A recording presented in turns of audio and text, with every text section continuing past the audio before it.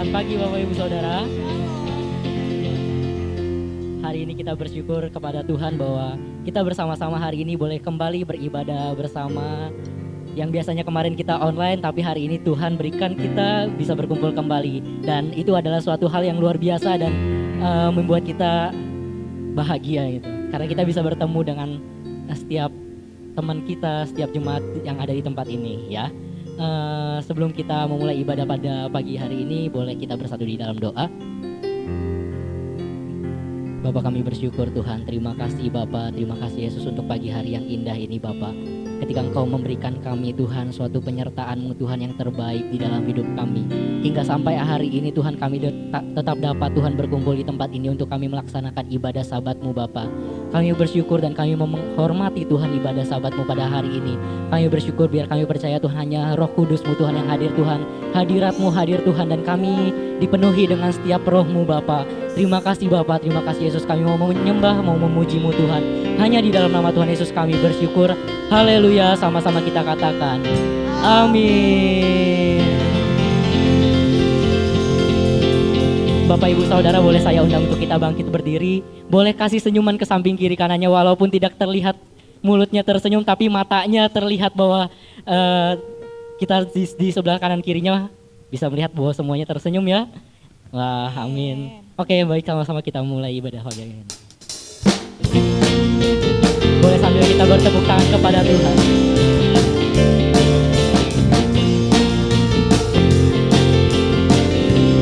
Katakan namanya. Namanya Tuhan, menara yang teguh, kota benteng perlindunganku.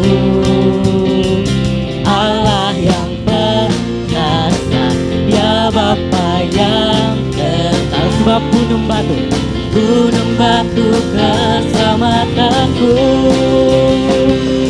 Engkau yang termulia di bumi di surga, termasyur perkasa selamanya. Oh, Engkau yang berkuasa di dalam segala hal, ada kuasa dalam nama Yesusku. Haleluya. Baiklah, kita sama-sama bersorak-sorai untuk Tuhan kata.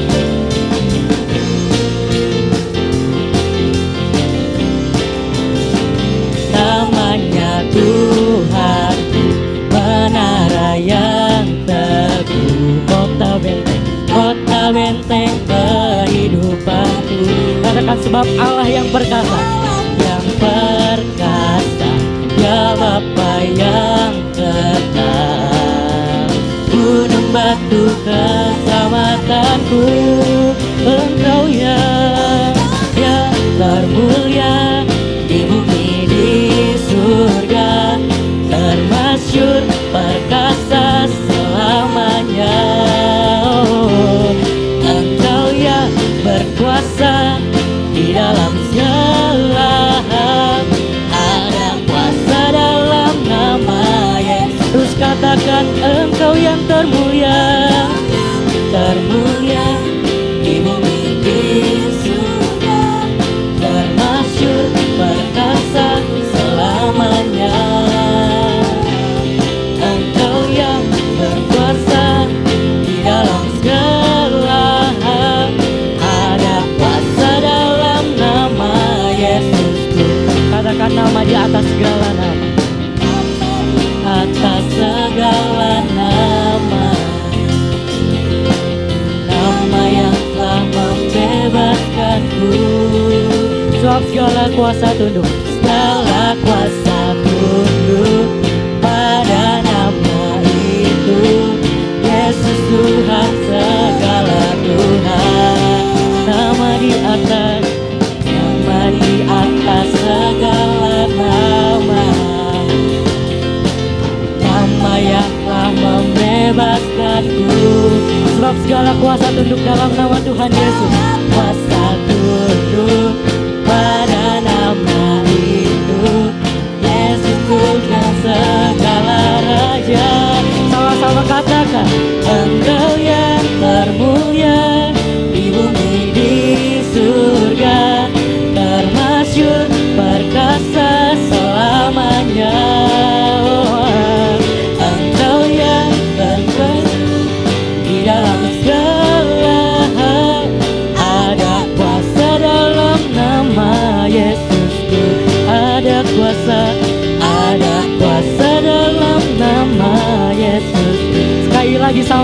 katakan ada kuasa dalam nama Yesusku.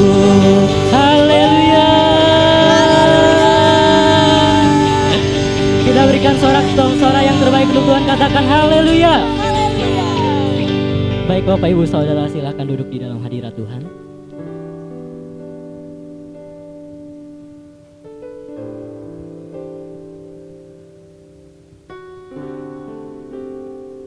Boleh kita sama-sama satukan hati kita. Kita bersyukur kepada Tuhan atas setiap kejadian yang terjadi Tuhan. Dan kami datang, kami merasakan bahwa ada setiap kasih-Mu yang terus mengalir di dalam keluarga demi keluarga kami. Bahkan tidak pernah sedikit pun Tuhan Kau berikan kami terjatuh sampai tergeletak. Tetapi karena pengorbanan-Mu dan hal kasih-Mu yang terbaik Tuhan di dalam hidup kami, sehingga membuat kami Tuhan terpesona dan kami mengatakan bahwa Engkaulah Raja kami. Hanya Engkaulah Tuhan di hidup kami, dan hanya Engkaulah gunung batu kami Tuhan, tempat kami untuk kami berdoa dan kami mengandalkan-Mu Bapa. Terima kasih Bapa, terima kasih Yesus, terima kasih. Sama-sama kita katakan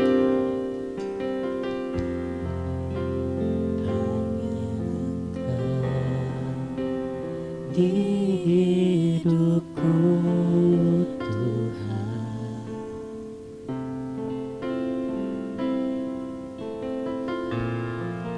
sanggup pulihkan keadaanku.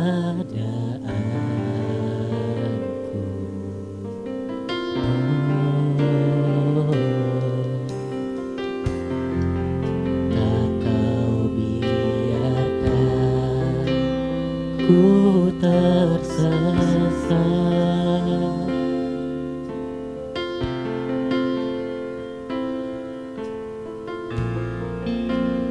Kau ubahku menjadi baru.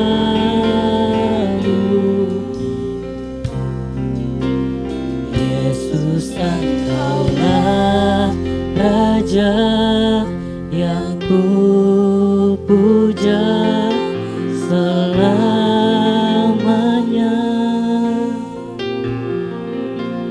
Tiada satu pun yang bisa mengalahkan kuasa-Mu.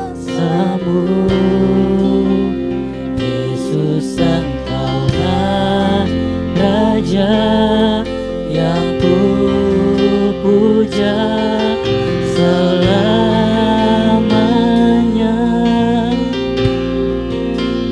Tiada satu pun yang bisa menjauhkanku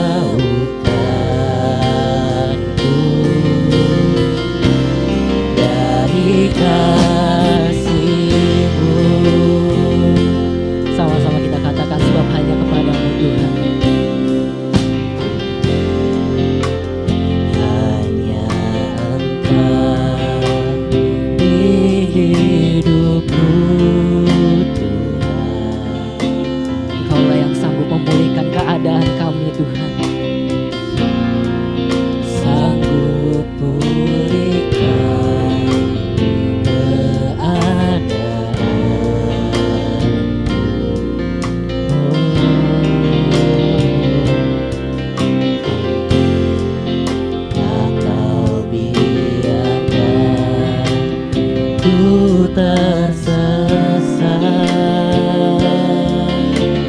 karena Kau yang mengubahkan hati kami. Kau ubahku menjadi baru.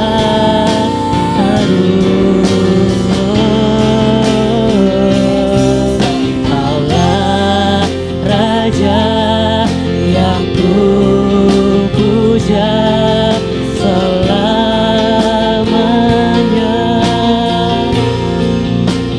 Tiada satu pun yang bisa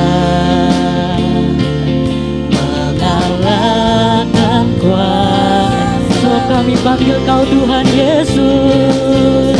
Kaulah Raja yang ku puja selamanya.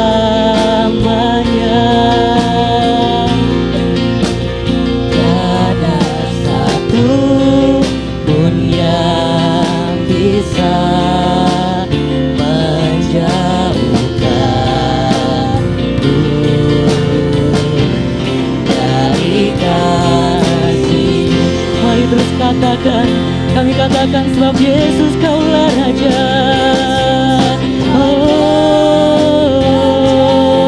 yang ku puja selamanya.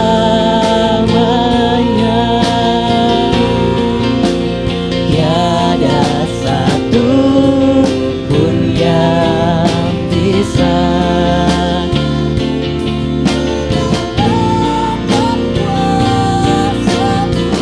Yesus, Engkaulah Raja yang ku puja selamanya. Tiada satu pun yang bisa jauhkanku dari kasih-Mu.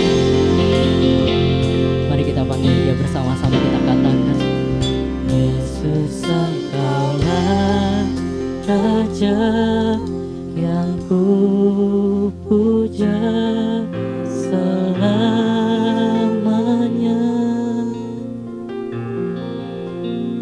Tiada satu pun yang bisa mengalahkan kuasa-Mu.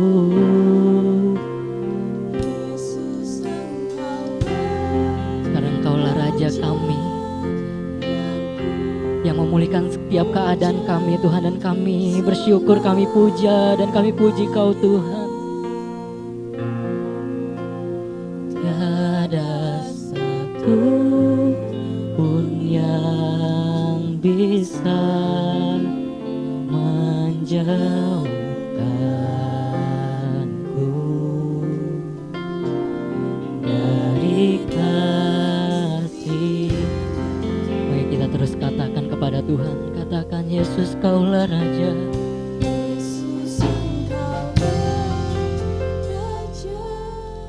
Yang ku puja selamanya.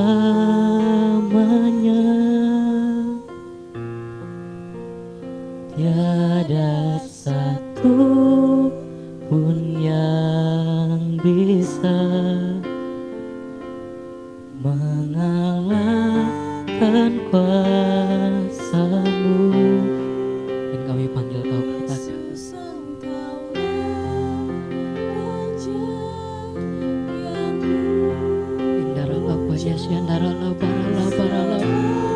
kami nyatakan syukur kami kepadamu, Tuhan, pagi hari ini. Sebab tiada satu pun, Tuhan, yang bisa mengalahkan setiap kuasa-Mu, Bapa. Katakan,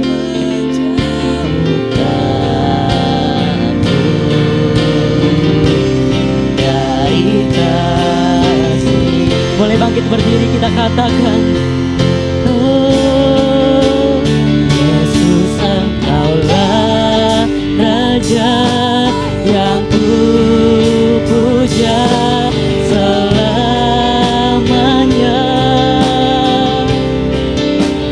Tiada satu pun yang bisa mengalahkan kuasa-Mu, Yesus.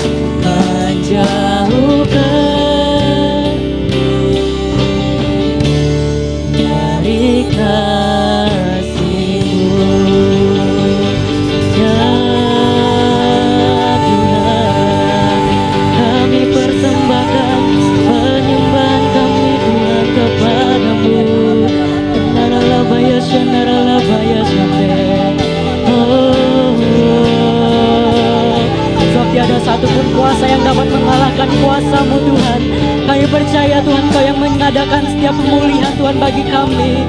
Terima kasih kami sembah. Kindaralabaya syandaralabaralabaralabaralabaya syandaralabaralaba.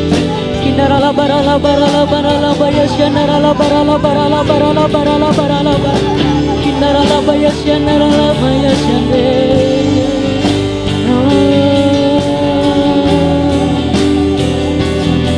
Kindaralabaya syandaralabaralabaralabaya syandaralabaya syande. Kami sembah Kau Tuhan. Kami agungkan Kau Tuhan. Sebab Kau yang berkuasa.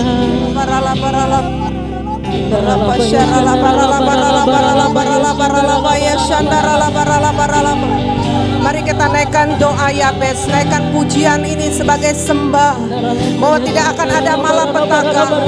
Berapa sandara labaya sakara labara labara labara labara laba. Kita naikkan doa Yabes.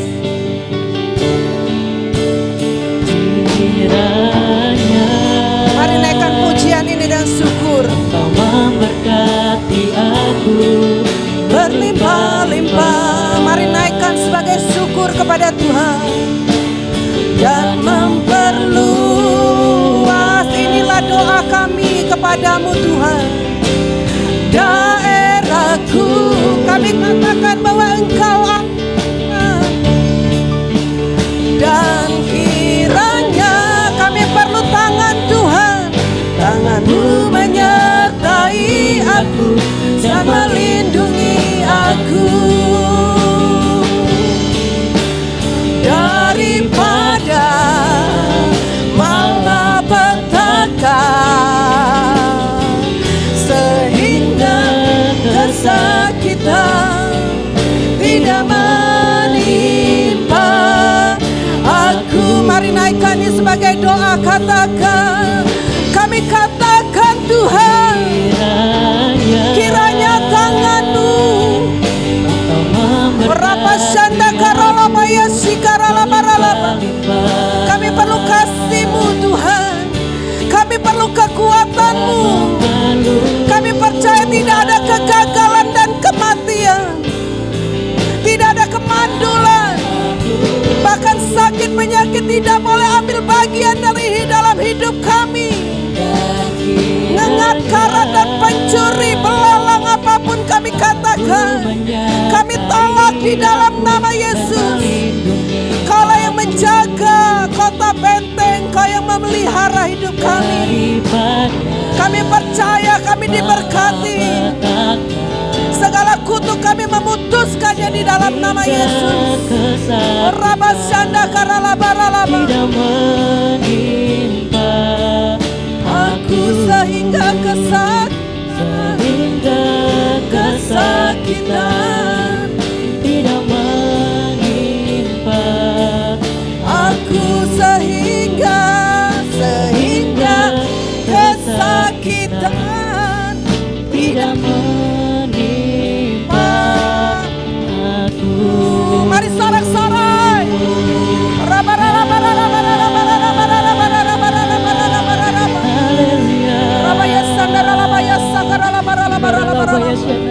Kami mengangkat setiap persembahan kami ke hadapan Tuhan. Kami katakan bahwa Engkaulah Allah yang memperluas setiap wilayah kami. Pagi hari ini kalau ada coba-coba ngengat, karat dan pencuri yang coba mengambil dari setiap kekayaan yang sudah Tuhan berikan kepada anak-anak-Mu, pagi hari ini kami deklarasikan itu tidak berkuasa. Karena nama Yesus adalah kuasa di atas segala nama. Kami katakan bahwa Engkaulah yang memberikan kami kekuatan untuk menjadi kaya. Bahkan kami katakan pagi hari ini segala sesuatu ngengat, karat dan pencuri, malapetaka, kematian, kemandulan, hari ini kami katakan di dalam nama Yesus tidak berkuasa kepada setiap anak-anak-Mu. Pagi hari ini kami percaya bahwa Engkaulah Allah kekuatan kami. Bapa, pagi hari ini kami katakan segala yang mati selama ini, iman, mungkin yang selama ini ketakutan dan khawatir, hari ini kami biaskan kembali di dalam nama Yesus.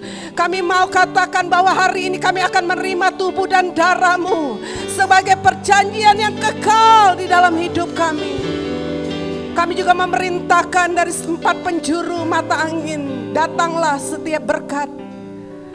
Bahkan kekayaan seberang itu mengalir. Kekayaan bangsa-bangsa masuk ke rumah anak-anak Tuhan. Kami berdoa anak-anak rohani akan datang. Kami berdoa ya Tuhan, pertobatan itu tetap terjadi. Bapa, di dalam nama Yesus pagi hari ini, segala usaha yang tersendat, segala usaha bisnis pekerjaan yang tersendat selama ini kami katakan lancar kembali di dalam nama Yesus. Transaksi yang gagal Tuhan akan gantikan dengan lipat ganda. Karena kami tahu waktu kami mendapat rema dan kami katakan, kami dengar dan kami katakan, dan waktu kami punya iman maka semuanya pasti terjadi. Bapak, terima kasih untuk setiap persepuluhan yang kami bawa sebagai covenant perjanjian. Sehingga waktu masa sulit kekeringan terjadi, itu bukan bagian kami. Karena kami tahu sorga tidak pernah mengalami krisis. Maka kami percaya anak-anak Tuhan menjadi imamat yang rajani, bangsa kepunyaan Allah sendiri. Maka kami mendapat tunjangan dari sorga. Bapak, terima kasih, kuduskan setiap persembahan yang kami bawa. Taburan, persepuluhan, apapun yang kami bawa pagi hari ini. Kami juga bersyukur untuk Maret sampai hari ini kami melihat tanda Tuhan menyertai kami. Hari ini kami datang sembah, sujud ke hadapan. Terima kasih Yesus. Kami angkat persembahan ini, kami mau deklarasikan. Mari kita deklarasikan. Karena kami percaya waktu kami berkata, kami percaya dan kami perkatakan, maka itu akan menjadi dalam hidup kami. Terima kasih, mari kita deklarasikan. Pada saat kami membawa persembahan, kami percaya pintu sorga terbuka dan berkat Tuhan yang tidak terbatas tercurah. Persepuluhan terjadi, jagaan dan penyediaan secara ilahi. Saya menerima kuasa untuk mengelola dan memelihara bisnis, pekerjaan, pelayanan, sekolah dan kuliah yang lebih baik. Keuntungan, bonus dan aset dilipat gandakan. Semua transaksi dibuat berhasil. Customer lama dan baru Tuhan datangkan. Semua pembayaran dapat dilunasin. Memiliki tanah rumah di bumi dan di sorga. Menerima hadiah, kejutan dan penghargaan. Bukan jodoh yang sepadan di dalam Yesus Kristus. Dalam kasih Tuhan terjadi pelayanan 4 generasi dan tidak ada kemandulan. Semua musuh, penyakit dan kerugian dihalau dari dalam hidupku, keluargaku, pekerjaanku dan seluruh aspek dalam kehidupanku. Ini adalah waktu memberikan persembahan. Hanya di dalam nama Tuhan Yesus kami siap memberikan persembahan yang terbaik. Haleluya. Amin.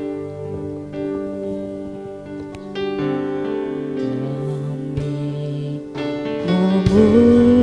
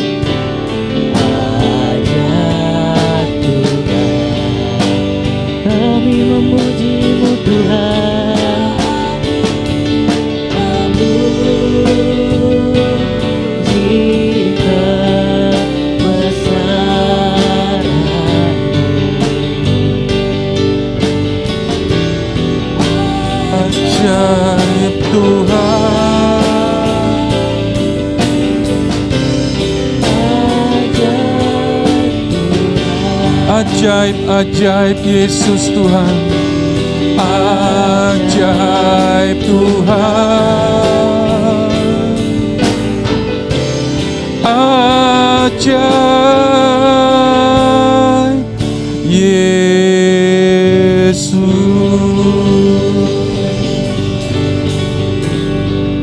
Penyertaan-Mu sempurna bagi setiap anak-anak-Mu Tuhan. Kami bersyukur kami boleh sabat bersama-sama di dalam masa pandemi seperti ini. Ketika kami melakukan bagiannya kami, maka sempurnalah bagian Tuhan dalam setiap kehidupan kami. Kami mau belajar mempersiapkan Tuhan, sehingga segala sesuatunya terjadi di dalam kehendak-Mu saja. Urapi hamba dan seluruh umat-Mu dengan perlindungan darah anak domba, sehingga ruangan ini penuh dengan kemuliaan Tuhan dan malaikat-Mu berjaga di atas setiap kami. Hingga berjalannya firman dari awal, pertengahan hingga pada akhirnya, semua untuk kemuliaan Tuhan. Terima kasih Bapa, di dalam nama Yesus kami siap belajar firman-Mu. Haleluya, amin. Silakan duduk Bapak Ibu.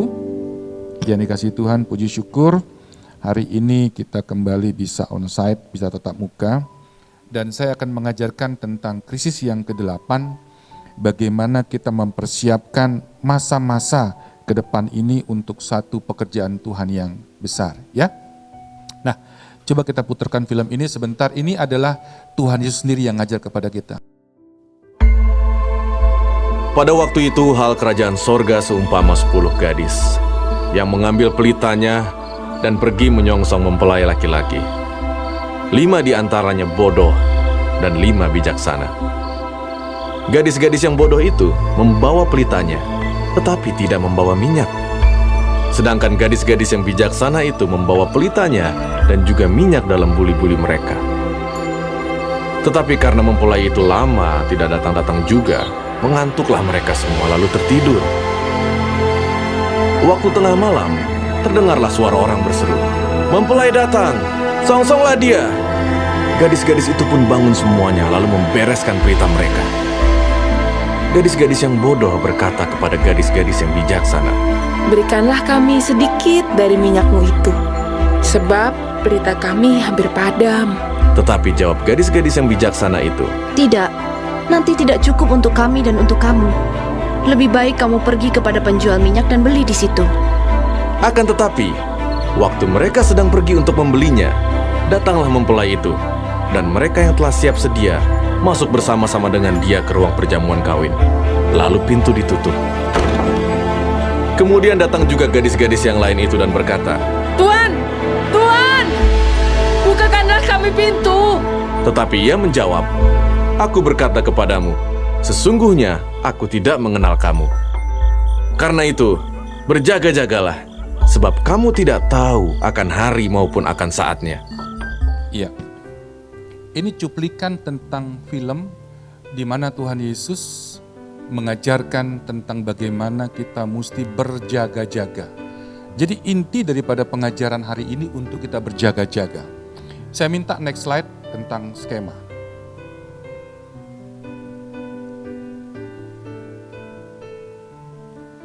Saya sudah pernah ajarkan kelas ini khusus tentang second coming.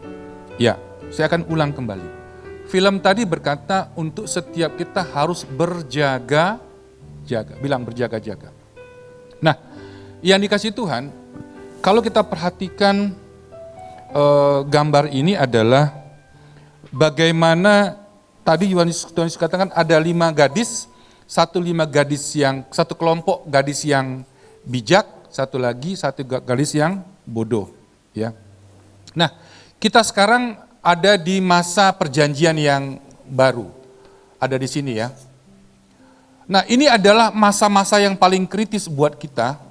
Karena di sini akan kita menantikan sang mempelai datang ke dalam setiap kehidupan kita. Jadi dari kekekalan kita akan menuju pada kekekalan. Nah, coba kita buka satu Alkitab kita untuk lebih dalam lagi. 1 Korintus pasal yang ke-15 ayat yang ke-51. Lalu 52 dan 57 dan 58. Ya. 1 Korintus pasal yang ke-51. Ingat tadi kita ada di posisi tentang kedatangan Tuhan yang kedua kali. Ya. Sesungguhnya 3, 2, 1. Sesungguhnya aku menyatakan kepadamu suatu rahasia. Kita tidak akan mati semuanya, tetapi kita semuanya akan diubah. Ayat yang ke-52. Karena dalam diubah dalam sekejap mata. Pada waktu bunyi nafiri yang terakhir, sebab nafiri akan berbunyi dan orang-orang mati akan dibangkitkan di dalam keadaan yang tidak dapat binasa dan kita semua akan diubah. Yang ngerti katakan amin. Nah, kloter yang pertama untuk yang rapture pengangkatan, ya balik dulu ke skema. Ya. Kloter yang pertama di sini yang ketemu dengan Tuhan Yesus di awan-awan adalah orang yang mati di dalam Yesus Kristus Tuhan. Nah, bagaimana peristiwa kedatangan Tuhan Yesus ke dalam dunia? 1 Tesalonika 4. 1 Tesalonika pasal 4 ayat 15 dan sampai dengan 17. 1 Tes 4, 15, 17. Ya, dengarkan baik-baik. Ini kami katakan kepadamu dengan firman Tuhan, kita yang hidup, garis bawahi, yang masih tinggal sampai kedatangan Tuhan. Ingat ya, kedatangan Tuhan. Sekali-kali tidak akan mendahului mereka yang telah meninggal. Ayat 16. Sebab pada waktu tanda diberi, yaitu pada waktu penghulu malaikat berseru dan sangkakala Allah berbunyi, maka Tuhan sendiri, garis bawahi, Tuhan sendiri akan turun dari sorga dan mereka yang mati di dalam Kristus akan lebih dahulu bangkit.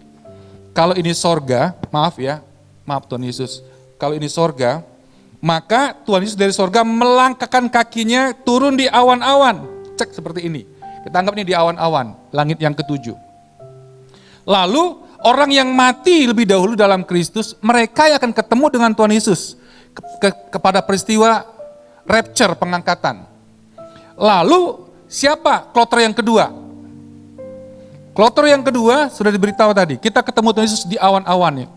Jadi gini, karena itu orang Kristen tidak boleh dibakar jenazahnya. Karena nanti akan mengenakan tubuh. Siapa tubuhnya, rohnya kembali kepada, tapi tubuhnya tubuh yang bagaimana? Tubuh yang sempurna yang akan Tuhan kenakan. Ya. Baik, ayat 17. Sesudah itu, kita yang hidup yang masih tinggal akan diangkat bersama-sama dengan mereka dalam awan menyongsong Tuhan katakan amin. Demikianlah kita akan selama-lamanya bersama-sama dengan Tuhan.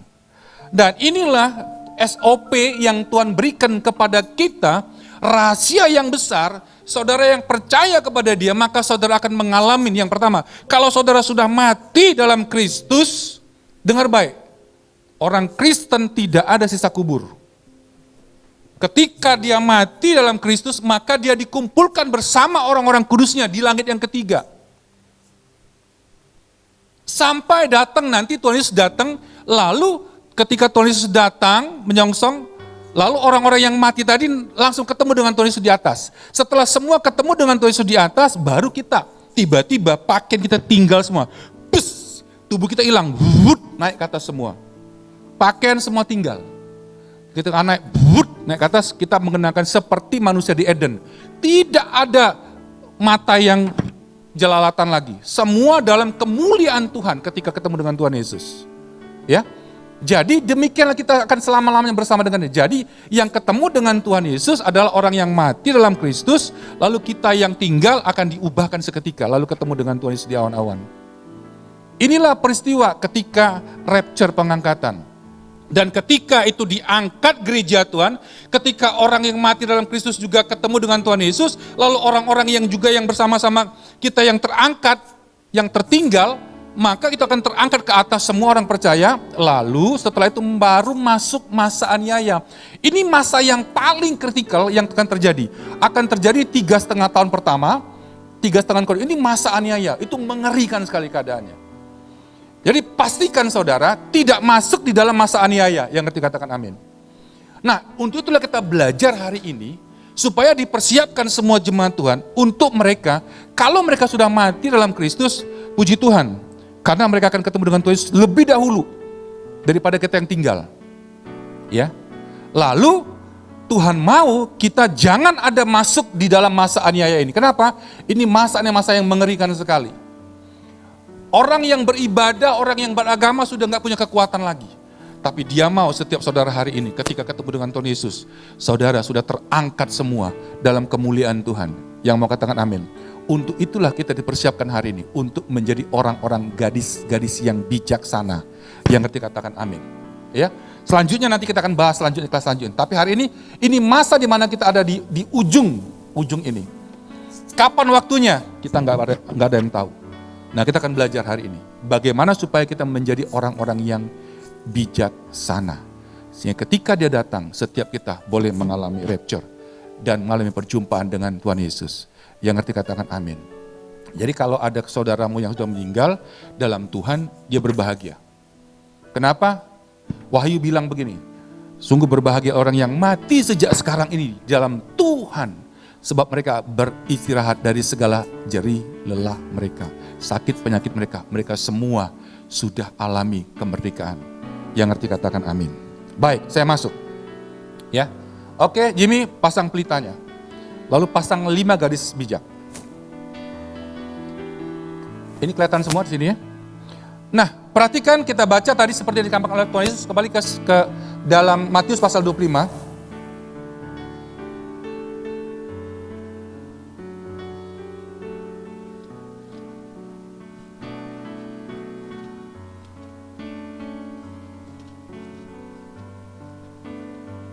Ya, Matius pasal 5 ayat 1 sampai 13, ya. Pada waktu itu hal kerajaan surga seumpama 10 gadis yang mengambil pelita dan pergi menyongsong mempelai laki-laki. 5 diantaranya bodoh dan 5 diantaranya bijaksana. Gadis-gadis yang bodoh itu membawa pelitanya tetapi tidak membawa minyak. Sedangkan gadis-gadis yang bijaksana itu membawa pelitanya dan juga minyak di dalam buli-buli mereka. Dengar baik. Baik gadis wanita bijaksana sama wanita bodoh, mereka sama-sama memiliki pelita. Ya apa ya? Sama-sama memiliki pelita. Sama-sama memiliki pelita. Yang kedua, sama-sama mereka memiliki minyak. Sama-sama mereka memiliki minyak. Persoalannya adalah persediaan atau persiapan. Persediaannya. Wanita bijak itu mempersiapkan minyaknya, buli-bulinya. Lalu wanita yang bodoh, dia tidak menyiapkannya. Ya. Nah, ini yang harus kita pahamin. Banyak sekali orang Kristen, dia memiliki pelita. Karena itu sebuah lagu, firman-Mu terang bagi jalanku. Firman-Mu pelita bagi kakiku, terang bagi jalanku. Semua orang percaya, dia pasti punya pelita. Ya atau iya? Yang kedua, dia pasti, semua orang percaya, dia pasti punya minyak. Jadi 2 ini adalah standar yang umum. Tapi untuk kita mempersiapkan menjadi wanita-wanita yang bijak, kenapa kita disebut sebagai wanita? Sekalipun saya laki-laki, saya sebut wanita dalam spirit kerohanian. Karena yang mempelai Kristus adalah mempelai laki-lakinya. Kita semua mempelai Kristus. Jadi yang membedakannya antara orang yang percaya sama orang yang beriman adalah pada persediaannya. Jadi jangan berhenti hanya sebagai kau punya pelita, kau punya firman. Jangan berhenti, saya orang Kristen sudah punya firman. Lalu yang kedua, jangan berhenti kau sebagai orang Kristen, orang percaya, berhenti hanya saya sudah punya Roh Kudus. Itu kebanyakan orang seperti itu. Tapi yang Tuhan mau, ketika kau punya pelita firman, ketika kau punya Roh Kudus, Dia mau kau ada persediaan. Ini bagian Tuhan yang sudah Tuhan kerjakan dalam setiap kehidupan kita semua. Ini adalah bagiannya Tuhan yang disediakan semua bagi setiap orang percaya. Tapi bagian untuk orang yang beriman adalah ini bagiannya kita untuk mempersiapkan segala sesuatunya di dalam menyongsong sang mempelai untuk menjadi wanita bijak. Karena bagiannya Tuhan sudah Tuhan kerjakan. Bagian kita sekarang adalah harus mempersiapkan persediaan apa yang mesti kita siapkan bagi kedatangan Tuhan. Sehingga ketika Dia datang, kita tidak terperangah. Oh, Yesus datang ya? Yesus datang ya? Tapi Dia mau setiap kita ada di dalam wanita-wanita bijak. Perhatikan, saya balik mundur sedikit. Matius pasal 24 ayat yang ke-40. Ayat ke-40. Matius pasal 24 ayat 40. 40 41 juga ya. Lihat. Atau kita mulai dari ayat yang ke 40 sampai 41 ya. 40 41. Ya, baik. Pada waktu itu, kalau ada 2 orang di ladang, yang seorang akan dibawa dan yang lain akan ditinggal. Kalau ada 2 orang di ladang, yang satu diangkat, yang satunya tinggal. Itu berapa persen? Berapa persen? Kata orang sorga, tiong-tiong. Karena nanti di sorga dipakai bahasa Mandarin, tiong-tiong. Berapa? Tiong-tiong. Ayat 41. Kalau, baca 3, 2, 1. Kalau ada 2 orang perempuan sedang memutar batu kilangan, sedang bekerja loh ini, sedang melayani loh ini. Yang seorang akan dibawa dan yang lain akan tinggal. Berapa juga persennya? Berapa? Sama, tiong-tiong, 50%. Bukan kebetulan ketika Tuhan Yesus mengajarkan kembali di dalam Matius pasal 25, ada 10 gadis. Yang satu bodoh, yang satunya bijaksana. Berapa persen? 5 diangkat, 5-nya ditinggal. Saya berdoa, ini bukan berarti suatu nubuatan bahwa nanti yang akan tinggal di dunia ini orang Kristen, orang yang percaya, orang yang beriman, hanya 50% yang keangkat. Bukan itu maksudnya. Yang dimaksudkan Tuhan ini sebagai peringatan kepada setiap kita, untuk setiap kita sekalipun sudah ada pernyataan 50% yang orang yang diangkat, tapi Tuhan mau saudara masuk dalam 50% itu yang terangkat. Untuk itulah kita belajar untuk berjaga-jaga, baca ayat 42. Karena itu berjaga-jagalah sebab kamu tidak tahu pada hari mana Tuhanmu datang. Nah, persiapan ini yang kita mesti persediakan, karena ini bagian kita. Ini bagian Tuhan sudah memberikan firman-Nya, telah memberikan korbannya, sudah memberikan Roh Kudus-Nya, tapi bagian kita mesti mempersiapkan bagian yang apa yang mesti kita siapkan ketika sang mempelai datang. Yang ngerti katakan amin. Contoh yang paling gampang, siapa yang pernah menikah? Angkat tangan. Jangan pura-pura nggak pernah menikah. Karena mau kawin lagi, jangan. Udah? Coba ketika sang mempelai laki-laki datang nih ya, lalu sang perempuan disambut pakai pantun-pantun ria gitu. Apa pantunnya? Berpantun-pantun ria. Sudah? Lalu masing-masing sudah menyelesaikan. Orang tua kita itu adalah yang mempersiapkan pestanya, yang mempersiapkan segala sesuatunya. Semua sudah berjalan dengan baik. Datang sang mempelai, wah diumumin semua tetangga-tetangga datang. Semua handai tolan datang semua, ngelihat, menyaksikan bahwa mereka sudah satu tubuh, satu jiwa, satu roh.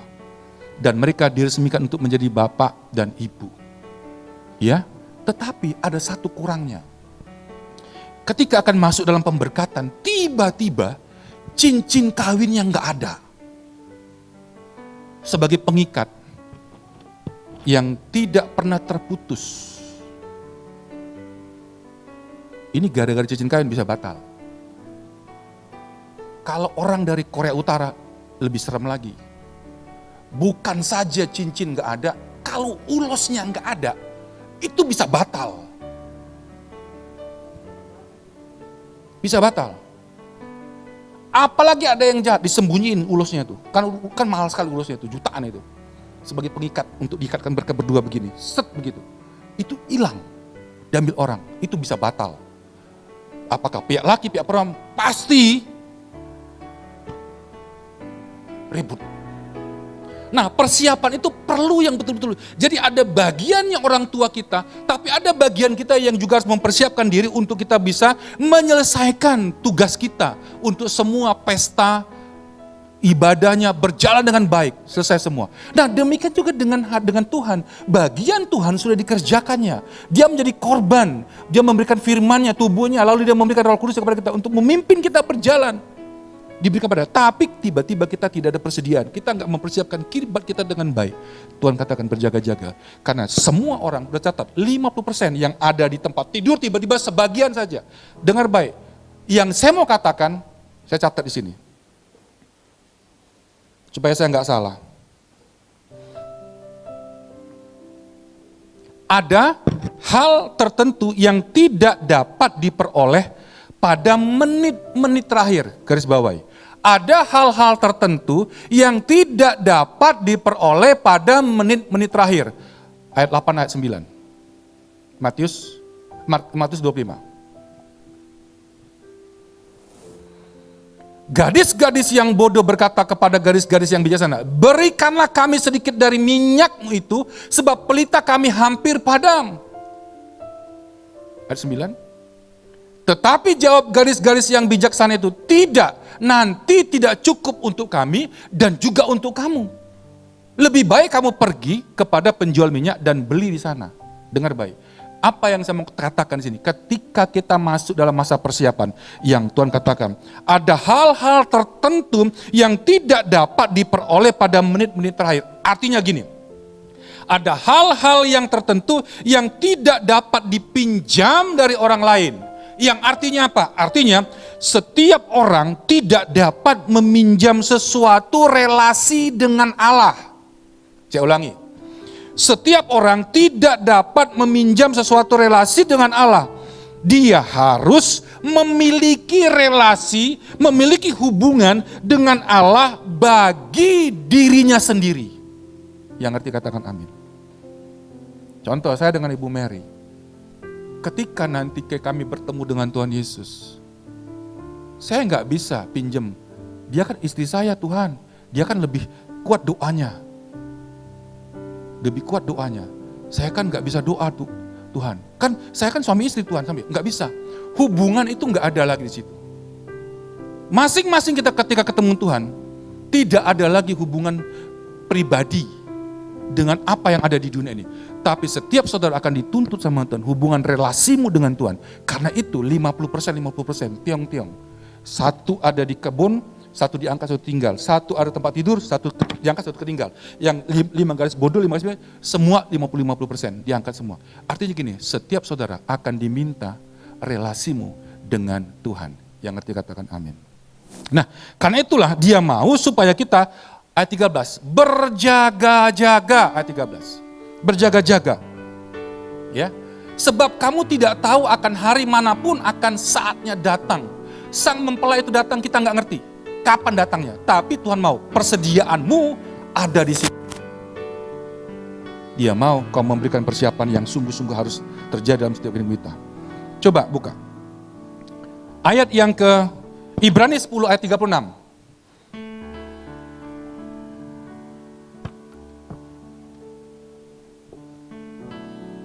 Sebab, bagaimana supaya kita bisa mempersiapkan persediaan kita? Ini yang Tuhan katakan. Catat baik-baik. Sebab kamu memerlukan ketekunan.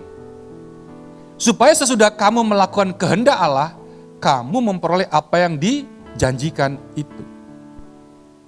Yang pertama yang harus kita kerjakan untuk masa persediaan, selalu ada masa persediaan, ketekunan. Yang ngerti katakan amin. Ada orang yang sudah punya firman, ada yang sudah punya minyak, dia berhenti sampai di sini.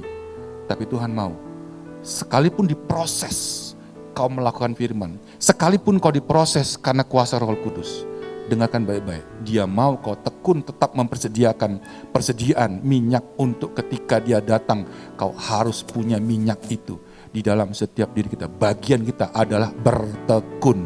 Yang ketiga katakan amin. Yang kedua, Wahyu 14 ayat yang ke-12.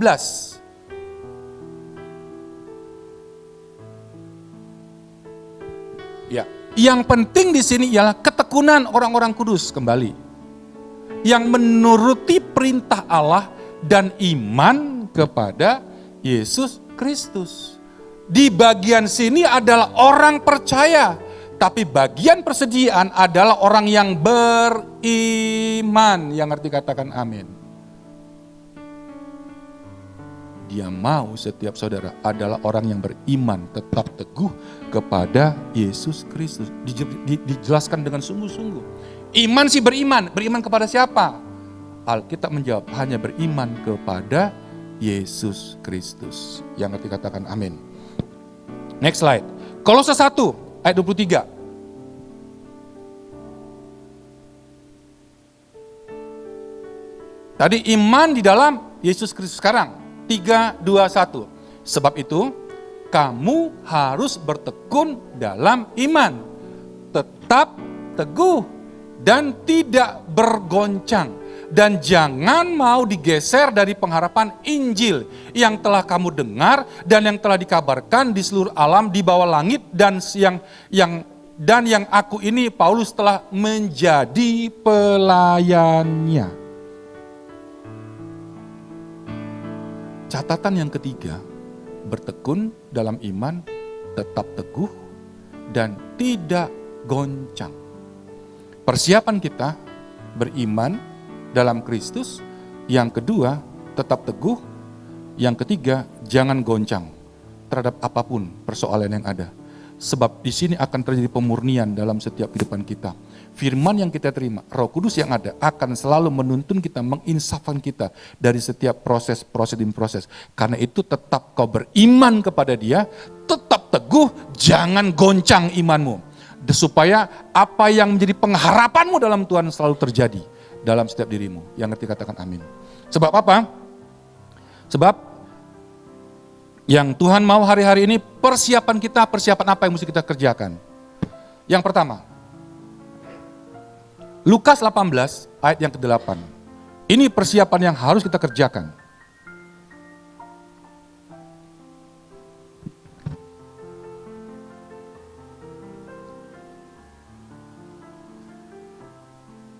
Udah ketemu? 3, 2, 1. Aku berkata kepadamu, ia akan segera membenarkan mereka. Akan tetapi, jika anak manusia itu datang, adakah ia mendapati iman di bumi? Ingat, tetap kau beriman dalam Yesus Kristus. Jangan goyah dan tetap teguh. Dia mau ketika dia datang, kau tetap didapati beriman di dalam Yesus Kristus. Poin yang pertama, persediaan yang menjadi bagian imanmu akan menentukan kau mengalami perjumpaan dengan Tuhan atau tidak. Yang kedua,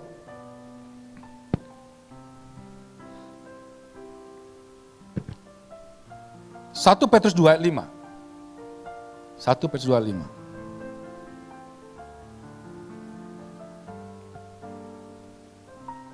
Ini bagian kita ya, bagian kita tadi iman, tetap teguh, enggak tergoncangkan. Ya.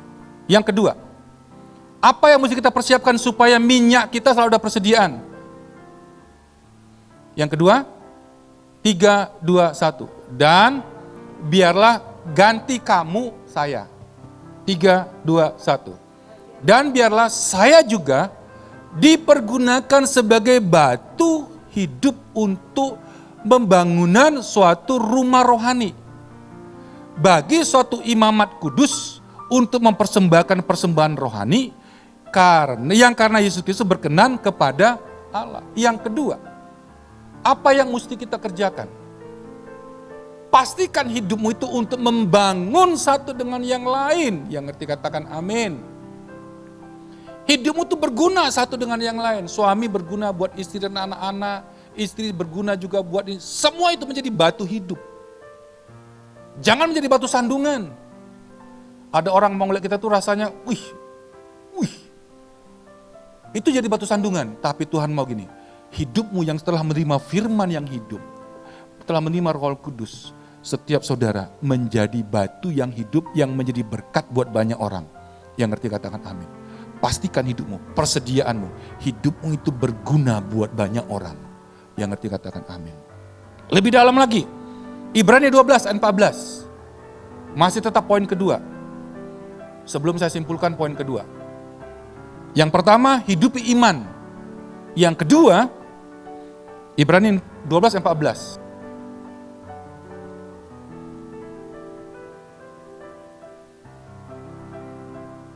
Ya. 3, 2, 1. Stop sampai sini. Berusaha itu bagian siapa? Bagian siapa? Bagian saya. Jadi untuk saya punya persediaan, maka saya harus berusaha hidup damai dengan semua orang. Kok gak ada yang ngamin? Yang kedua, kejarlah kekudusan, dan tanpa kekudusan tidak seorang pun akan melihat Bapa. Tidak akan pernah melihat Tuhan. Tuhan mau setiap saudara hari ini harus hidup damai dengan semua orang.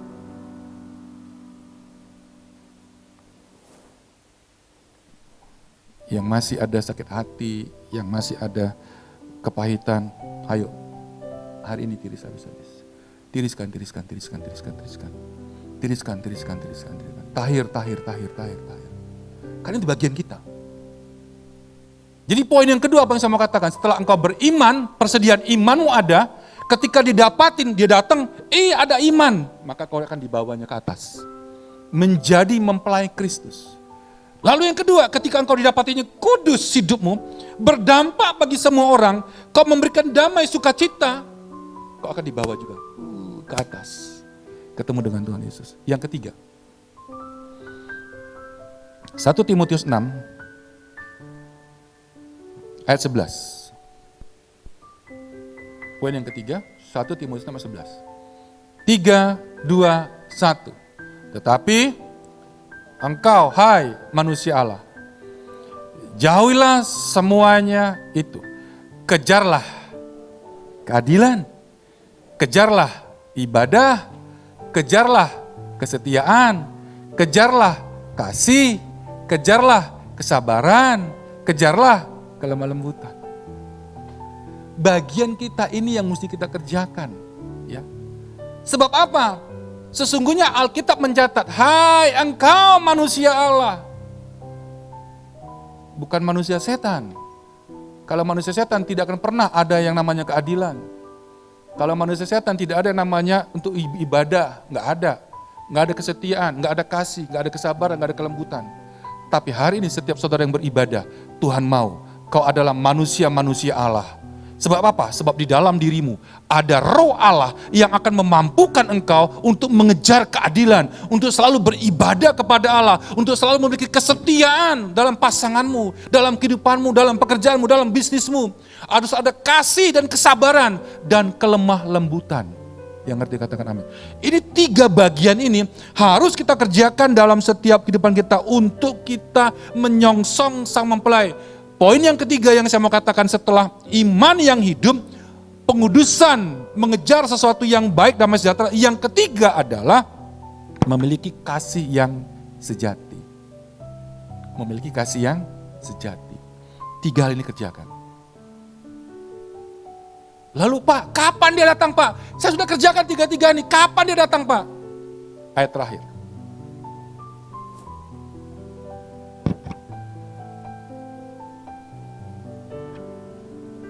Rasanya sudah sejak lama Pak, saya dengar dia mau datang. Tapi kok nggak datang-datang Pak? Ini yang Tuhan mau. 2 Petrus 3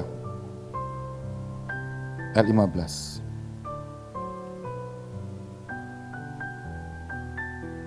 2 Petrus 3. ayat 15.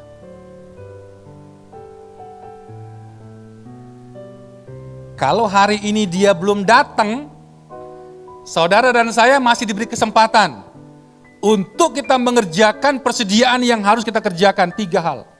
Iman yang hidup. Lalu yang kedua, saudara harus memiliki hidup yang kudus, damai kepada semua orang. Dan yang ketiga, memiliki kasih, kesetiaan yang menjadi bagian hidup kita. Kalau sampai hari ini dia belum datang, jangan pernah putus asa. Tuhan mau kau tetap berjaga-jaga. Yang ngerti katakan amin. 3, 2, 1. Anggaplah kesabaran Tuhan kita sebagai kesempatan bagiku untuk beroleh. Stop sampai situ. Kalau dia belum datang hari ini, kita nggak tahu kapan datangnya. Tapi ayat 13 dia bilang berjaga-jaga. Kalau itu belum datang, ini kesempatan kepada kita hari ini. Karena dia mengasihi saudara, mengasihi semua kita. Dia nggak mau saudara kehilangan kesempatan untuk kembali ke dalam Eden yang kedua. Nanti ketemu dengan Tuhan Yesus. Dia begitu mengasihi saudara karena kesabaran Tuhan. Supaya setiap saudara hari ini yang beribadah memperoleh kesempatan untuk beroleh selamat. Yang ngerti katakan amin. Selamat apa? Masuk di dalam perkawinan anak domba. Perjamuan kawin anak domba. Itu goal kita dalam iman percaya kepada Kristus Yesus. Yang ngerti katakan amin. Dia mau hari ini kesempatan kita untuk setiap saudara beroleh selamat. Yang ngerti katakan amin. Diberkatilah hidupmu apa yang menjadi kebenaran firman hari ini. Supaya setiap saudara selalu berjaga-jaga. Waktu yang diberikan Tuhan adalah waktu untuk kita semua beroleh keselamatan. Itulah kesabaran yang Tuhan berikan kepada setiap kita. Gunakan waktu yang ada sehingga setiap kita beroleh wanita yang bijaksana di dalam setiap kehidupan kita. Dan kita masuk di dalam perjamuan kawin anak domba. Terima kasih Tuhan, terima kasih. Segala kemuliaan dan hormat bagi Allah yang hidup di dalam Kristus Yesus Tuhan. Bagi yang mau melakukan firman Tuhan sama-sama kita katakan amin. Silakan dulu Bapak Ibu.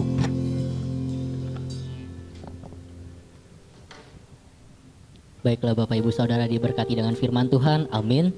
Boleh sama-sama kita bangkit berdiri, kita mengucapkan terima kasih kepada Pak Ronald yang telah menyampaikan firman Tuhan. Mari sama-sama kita ucapkan terima kasih Pak Ronald untuk firman Tuhan yang disampaikan. Tuhan Yesus memberkati. Baiklah Bapak Ibu Saudara, kita mau mendengarkan pengumuman kita sepekan ini.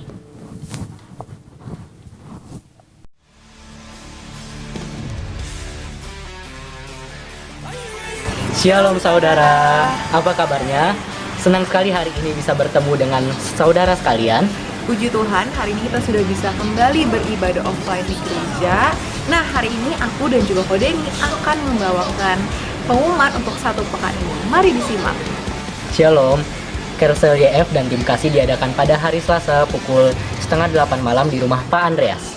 Dan juga untuk Carousel CCS diadakan hari Jumat di rumah Tante Yanti untuk jam yang akan diinformasikan kembali oleh Ketua Carousel.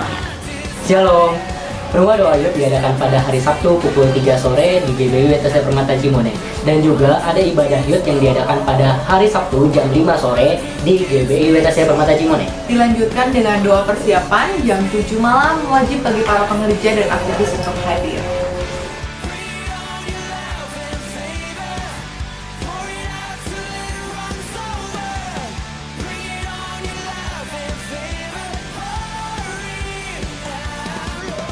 Sekian pengumuman minggu ini. Jangan lupa untuk jaga kesehatan, Tetap jaga jarak dan juga ikuti setiap protokol kesehatan yang ada. Sampai berjumpa di ibadah minggu depan. Tuhan Yesus memberkati.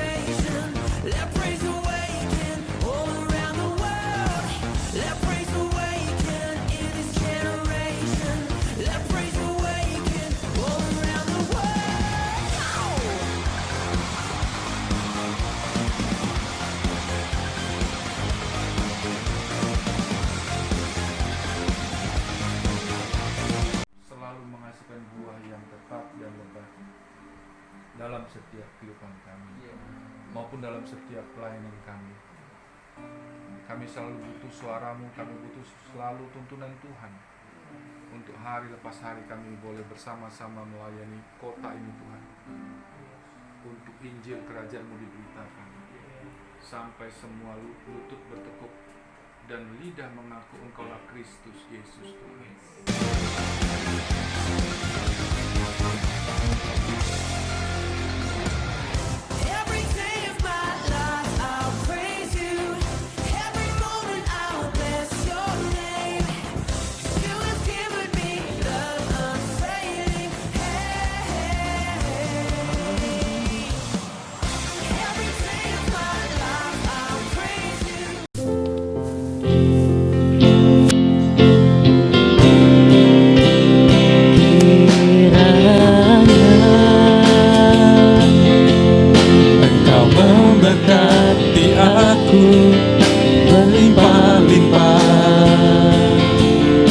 Jadikan ini imam dan memperluas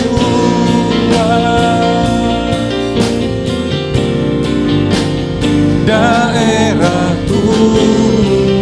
Usahamu diperluas, pekerjaanmu diperluas.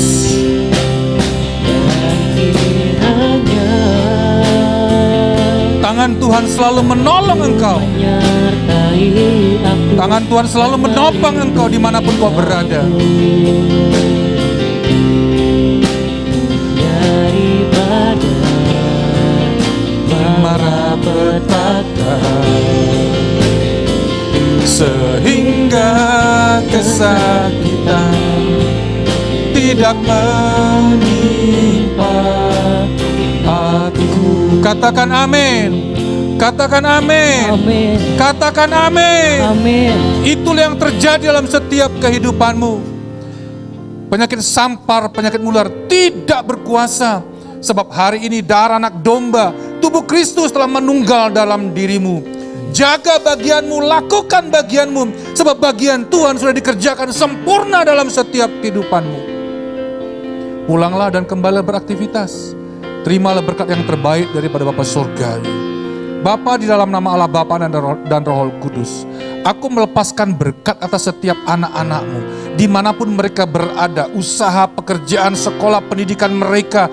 Tuhan berkati mereka, tingkap-tingkap langit terbuka dalam setiap usaha mereka. Aku percaya bakul mereka terisi penuh, lumbung mereka melimpah-limpah. Tuhan percayakan kepada mereka untuk mereka menerima berkat-berkat sorgawi. Terima kasih, aku lepaskan berkat sorgawi di dalam nama Tuhan Yesus Kristus. Yang diberkati sama-sama katakan, amin.